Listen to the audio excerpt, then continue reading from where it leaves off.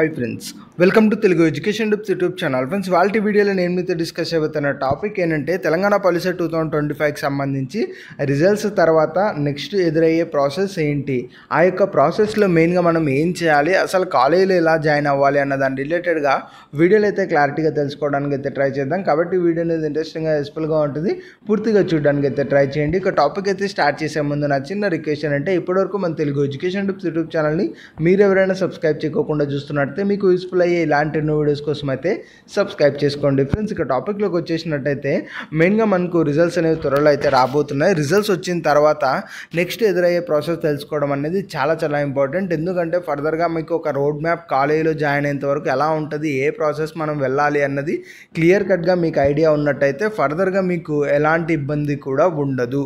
So results వచ్చిన తర్వాత వెంటనే చేయాల్సిన పని ఏంటి అంటే దాని గురించి ఒకసారి అయితే కేర్ఫుల్గా చూద్దాం. ఫ్రెండ్స్, మెయిన్గా రిజల్ట్స్ తర్వాత మనకు మెయిన్ ప్రాసెస్ ఏంటి అంటే కౌన్సిలింగ్. ఈ యొక్క కౌన్సిలింగే మనకు మెయిన్ స్టార్ట్ అయ్యే ప్రాసెస్. ఈ కౌన్సిలింగ్ ప్రాసెస్లోనే డిఫరెంట్ స్టెప్స్ మనకైతే ఉంటాయి. అంటే ఒక్కొక్క చోట ఒక్కొక్క ప్రాసెస్ అయితే ఉంటుంది. ఈ మొత్తంగా ఓవరాల్గా కలిపి మనం కౌన్సిలింగ్ అని చెప్పడం అయితే జరుగుతుంది. సో సింపుల్గా రిజల్ట్స్ తర్వాత ఏంటి అంటే కౌన్సిలింగ్ ప్రాసెస్ అనేది స్టార్ట్ అవుతుంది. ఇది మరి ఎప్పుడు స్టార్ట్ అవుతుంది అంటే అఫీషియల్స్ కొంత టైం తీసుకొని కౌన్సిలింగ్ డేట్స్ అని చెప్పి కొన్ని డేట్స్ అనేవి రిలీజ్ చేస్తారు. అందులో ఏదైతే వాళ్ళు డేట్స్ ఇస్తారో అలా ఇచ్చిన డేట్స్లో ఒక్కొక్క డేట్లో ఒక్కొక్క ప్రాసెస్ అనేది ఉంటుంది. ఇప్పుడు ఈ కౌన్సిలింగ్లో ఎదురయ్యే ప్రాసెస్ అనేవి ఇన్ డీటెయిల్గా మనమైతే గమనిద్దాం. ఫ్రెండ్స్, ఇక్కడ రిజల్ట్స్ తర్వాత కౌన్సిలింగ్ ప్రాసెస్ స్టార్ట్ అవుతుంది అనుకున్నాం కదా.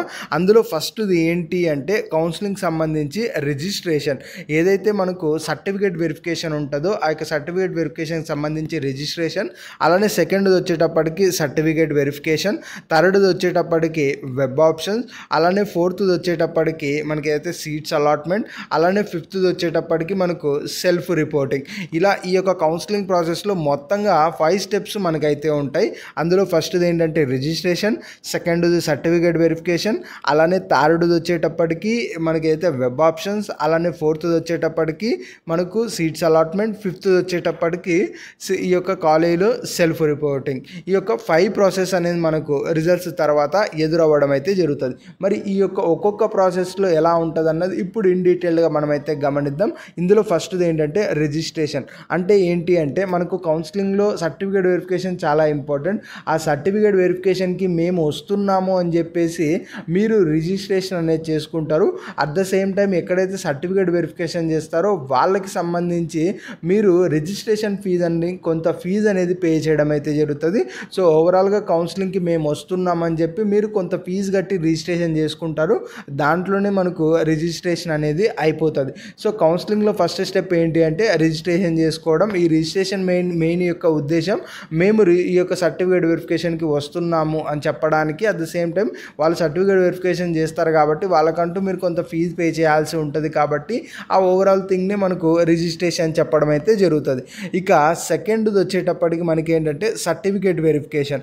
ఇక్కడ సర్టిఫికేట్ వెరిఫికేషన్ అంటే ఏంటంటే మీరు నిజంగా 10th క్లాస్ పాస్ అయ్యారా లేదా, అట్ ద సేమ్ టైం ఏ ఇయర్లో పాస్ అవ్వడం జరిగింది, మీ దగ్గర అన్ని డాక్యుమెంట్స్ ఉన్నాయా లేదా, అట్ ద సేమ్ టైం మీరు క్యాస్ట్ అండ్ ఇన్కమ్ సర్టిఫికేట్ ఉన్నాయా లేదా, ఉన్నట్టయితే వాటికి సంబంధించిన బెనిఫిట్స్ ఏవైతే ఉంటాయో అవి మీకు ఇవ్వాలా లేదా, ఎందుకంటే మీ దగ్గర ఉన్నవి వ్యాలిడ్ సర్టిఫికేట్సా, at the same time benefits ఏవైతే ఈ యొక్క క్యాస్ట్ అండ్ ఇన్కమ్ సర్టిఫికేట్ రిలేటెడ్గా వస్తాయో ఆ యొక్క బెనిఫిట్స్ మీరు తెచ్చుకోవడానికి ఎలిజిబిలిటీ అవుతారా లేదా, అట్ ద సేమ్ టైం మనకి ఏదైతే స్పెషల్ కేటగిరీ సర్టిఫికేట్స్ ఉన్నా ఆ యొక్క వాటి సర్టిఫికేట్స్ సంబంధించి బెనిఫిట్స్ మీకు అవైలబుల్ ఆ బెనిఫిట్స్ అనేది మీకు ఎలిజిబుల్ అవుతారా లేదా, అట్ ద సేమ్ టైం మీరు ఏ రీజన్ కిందకి వస్తారో, ఇలా ఓవరాల్గా మీకు సంబంధించి ఒక అనాలిసిస్ చేయడానికి మీ యొక్క సర్టిఫికేట్స్ అన్నీ కూడా వెరిఫికేషన్ చేయడం అయితే జరుగుతుంది. ఈ యొక్క ఓవరాల్ ప్రాసెస్నే మనకు సర్టిఫికేట్ వెరిఫికేషన్ అని అయితే అంటారు. సో ఇలా సర్టిఫికేట్ వెరిఫికేషన్ మనకు సెకండ్ ప్రాసెస్గా అయితే ఉంటుంది. సో ఈ సెకండ్ స్టెప్ కూడా మనకు అయిపోయినట్టయితే థర్డ్ది వచ్చేటప్పటికి మెయిన్గా మనకి ఏంటి అంటే వెబ్ ఆప్షన్స్. వెబ్ ఆప్షన్స్ అంటే ఏంటి అన్నది ఒకసారి గమనించినట్టయితే ఇక్కడ మీకు వెరిఫికేషన్ అనేది అయిపోయింది. తర్వాత మీరు ఒక కాలేజీలో సీట్ అనేది తెచ్చుకోవాలి. ఇక్కడ ఎలా ఇస్తారు సీటు అన్నది గమనించినట్టయితే వాళ్ళకు ఏదైతే సర్టిఫికేట్ వెరిఫికేషన్ జరిగిందో అందులో మీకు అలాట్ అయిన ర్యాంక్ కావచ్చు, మీ యొక్క కేటగిరీ కావచ్చు, దాంతోపాటు ఓవరాల్గా మీకు సంబంధించిన డేటా ఉంటుంది కదా, దాన్ని బేస్ చేసుకొని మీకు ఏ కాలేజీలో సీట్ ఇవ్వాలన్నది గవర్నమెంట్ వాళ్ళు అనేది డిసైడ్ చేస్తారు. అంతకంటే ముందు అసలు నేను ఏం కాలేజీలో జాయిన్ అవ్వాలి అని అనుకుంటున్నాను, ఫస్ట్ మీరు గవర్నమెంట్ వాళ్ళకి చెప్పాల్సి ఉంటుంది కదా. సో మీరు ఏ కాలేజీ ఏ కోర్సెస్లో ఇంట్రెస్ట్ ఉన్నారో అది గవర్నమెంట్ వాళ్ళకి చెప్పడానికే ఆ యొక్క మీరు ఎలా చెప్తారు అంటే త్రూ వెబ్ ఆప్షన్స్ ద్వారా చెప్తారు. ఈ వెబ్ ఆప్షన్స్లో ఏం చేస్తారు అంటే సింపుల్గా మీరు లాగిన్ అయిపోయేసి మీకు ఏ కాలేజీలో ఏ కోర్సులో జాయిన్ అవ్వాలని ఉందో ఆ యొక్క మొత్తం లిస్ట్ అనేది మీరు అందులో అప్డేట్ చేయడం అయితే జరుగుతుంది. సో ఇలా మీకు ఏ కాలేజీలో ఏ కోర్సులో జాయిన్ అవ్వాలనుకుంటున్నారో ఓవరాల్ లిస్ట్ మొత్తం మీరు అప్డేట్ చేసిన తర్వాత ఈ యొక్క మీరు ఏదైతే అప్డేట్ చేసిన లిస్ట్ ఉంటుందో ఆ లిస్ట్లో నుంచి మీ యొక్క ర్యాంకు, మీ యొక్క కేటగిరీ, మీ యొక్క ఎలిజిబిలిటీస్ని బట్టి మీరు ఏవైతే ఇచ్చిన లిస్ట్ ఆఫ్ కాలేజెస్లో ఏ కాలేజీలో సీట్ రాగలదో ఆ పర్టికులర్ కాలేజీలో మనకు సీట్ అనేది అలాట్ చేయడం అయితే జరుగుతుంది. అదే మనకు ఫోర్త్ స్టెప్, అంటే అదే మనకు అయితే సీట్ అలాట్మెంట్ ప్రాసెస్. సో ఓవరాల్గా థర్డ్ స్టెప్లో ఏంటంటే మీరు ఏ కాలేజీలో జాయిన్ అవ్వడానికి ఏ కోర్సులో జాయిన్ అవ్వడానికి ఇంట్రెస్టెడ్గా ఉన్నారో వాటికి సంబంధించి మీరు లిస్ట్ అన్నది ఇవ్వటం అయితే జరుగుతుంది. అదే మెయిన్గా వెబ్ ఆప్షన్స్. సో ఇది మనకు థర్డ్ స్టెప్ అనమాట. ఇక నెక్స్ట్ ఫోర్త్ ఏంటి అంటే సీట్ అలాట్మెంట్.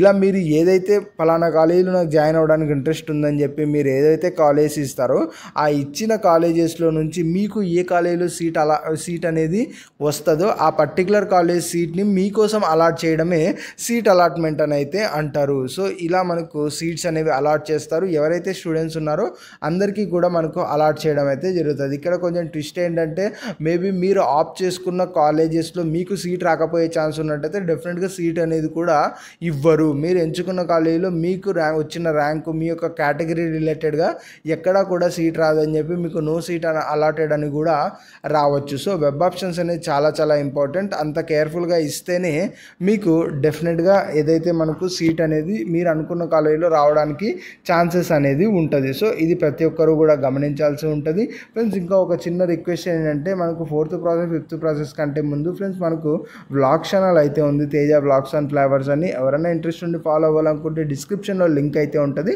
ఒకసారి అయితే చూసి గమనించండి. లేదా ఏదైనా సజెషన్స్ ఇవ్వాలనుకుంటే డెఫినెట్గా మీరు కామెంట్ చేసి సజెషన్స్ అయితే ఇవ్వచ్చు. ఇక నెక్స్ట్ మనకు ఫోర్త్ ప్రాసెస్ గమనించినట్టయితే ఫోర్త్ ఏంటంటే సీట్స్ అలాట్మెంట్. ఇది మనకు గవర్నమెంట్ వాళ్ళు అయితే ప్రొవైడ్ చేస్తారు. ఇలా సీట్స్ వచ్చేసిన తర్వాత ఫిఫ్త్ స్టెప్ అనేది స్టార్ట్ అవుతుంది. ఇక్కడ ఫిఫ్త్ స్టెప్లో ఏంటి అంటే సెల్ఫ్ రిపోర్టింగ్.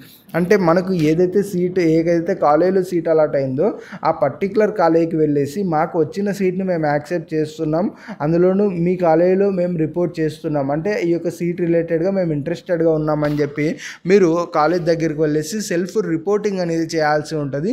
ఇక్కడ సెల్ఫ్ రిపోర్టింగ్ అంటే మీకు ఏదైతే సీట్ అలాట్మెంట్ అయిన తర్వాత అలాట్మెంట్ ఆర్డర్, జాయినింగ్ రిపోర్ట్ రెండు అయితే ఉంటాయి. ఆ జాయినింగ్ రిపోర్ట్లో అడ్మిషన్ నెంబర్ అయితే ఉంటుంది. ఆ యొక్క జాయినింగ్ రిపోర్ట్, అలాట్మెంట్ ఆర్డర్ రెండు కూడా మీకు అలాట్ అయిన కాలేజ్లో వెళ్ళేసి సబ్మిట్ చేసి రిపోర్ట్ చేయడమే. సో ఇది ఫిఫ్త్ స్టెప్. ఇంతవరకు చేశారంటే ఇక ఓవరాల్గా మీ కౌన్సిలింగ్ అనేది కంప్లీటెడ్గా అయిపోయినట్టు. అంటే మీరు నెక్స్ట్ ఇంకేంటి అంటే ఈజీగా మీరు ఏదైతే అలాట్మెంట్ ఇచ్చారో ఆ కాలేజ్ మీకు ఇంట్రెస్ట్ ఉన్నట్టయితే అక్కడికి వెళ్ళి నెక్స్ట్ క్లాస్ వర్క్స్ ఎప్పుడు స్టార్ట్ అవుతాయో అప్పటి నుంచి మీరు ఆ యొక్క క్లాస్ వర్క్స్ అనేది అటెండ్ అవ్వడమే. సో ఓవరాల్గా ప్రాసెస్ అనేది ఇలా అయితే ఉంటుంది. సో రిజల్ట్స్ తర్వాత కౌన్సిలింగ్ అనే ప్రాసెస్ స్టార్ట్ అవుతుంది. కౌన్సిలింగ్లోనే అగైన్ స్టెప్స్ ఉంటాయి. ఫస్ట్ ఇది registration, second certificate verification, third ఇది వెబ్ ఆప్షన్స్, ఫోర్త్ ఇది సీట్ అలాట్మెంట్, ఫిఫ్త్ ఇది సెల్ఫ్ రిపోర్టింగ్. ఈ ఓవరాల్ ప్రాసెస్ అన్నీ మీరు కంప్లీట్ చేశారనుకోండి మీకు ఎనీవే సీట్ అనేది వచ్చి ఉంటుంది. ఆ సీట్లో మీరు క్లాస్ వర్క్స్ అనేది స్టార్ట్ చేస్తారు. ఇది ఓవరాల్గా ప్రాసెస్ ఇలా అయితే ఉంటుంది.